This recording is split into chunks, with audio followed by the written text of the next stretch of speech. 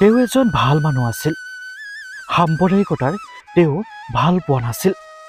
জাতি ধৰ্মৰ সকলোকে সমান চকুৰে চাইছিল তেওঁ।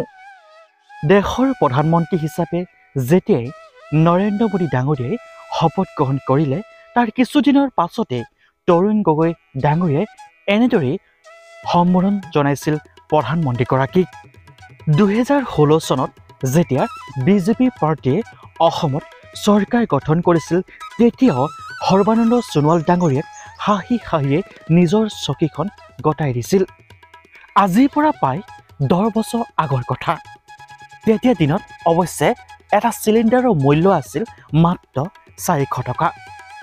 1 লিটাৰ পেট্ৰলৰ দাম আছিল 70 পৰা 75 টকা।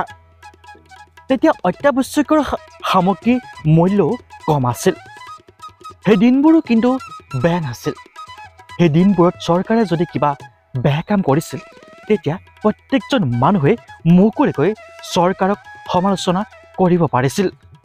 সংবাদ মাধ্যমেও চৰকাৰক তথা মুখ্যমন্ত্ৰীগৰাকীক ৰাইজৰ হৈ বহু প্ৰশ্ন কৰিব পাৰিছিল আৰু হাঁহি হাঁহিয়ে প্ৰত্যেকটো প্ৰশ্ন উত্তৰ দিছিল মুখ্যমন্ত্ৰীগৰাকীয়ে। তেওঁ কংগ্ৰেছৰে হওক নাইবা বিজেপিয়ে হওক, কিন্তু তেওঁ এজন ভাল মানুহ আছিল। প্ৰত্যেকজন অসমীয়াই তেওঁক ভাল পাইছিল। তেতিয়া অসমৰ ৰাজপথবোৰ কেঁচা আছিল। শিক্ষা গ্ৰহণৰ বাবে কোনো বিদ্যালয় নাছিল। কিন্তু তেওঁ মুখ্যমন্ত্ৰী হোৱাৰ পিছৰে পৰা গাঁৱৰ কেঁচা আলিবাটবোৰ যেন পকী হ'বলৈ আৰম্ভ কৰিছিল। গাঁৱৰ সেই শিক্ষিত ব্যক্তিসকলে যি শিক্ষানুষ্ঠান খুলি লৈছিল নিজাববীয়াকৈ গাঁওখনৰ তথা ওচৰ চুবুৰীয়া সেই ল'ৰা ছোৱালীবোৰক শিক্ষাদান কৰোঁ বুলি সেই বিদ্যালয়সমূহ তেওঁ চৰকাৰীকৰণ কৰিছিল আৰু প্ৰত্যেকজন শিক্ষাগুৰুকে দৰমহা দিছিল আৰু প্ৰত্যেকজন শিক্ষাৰ্থীকে তেওঁ শিক্ষাদান দিছিল বিনামূলীয়াকৈ। লাহে লাহে সময়বোৰ পাৰ হৈ গ'ল।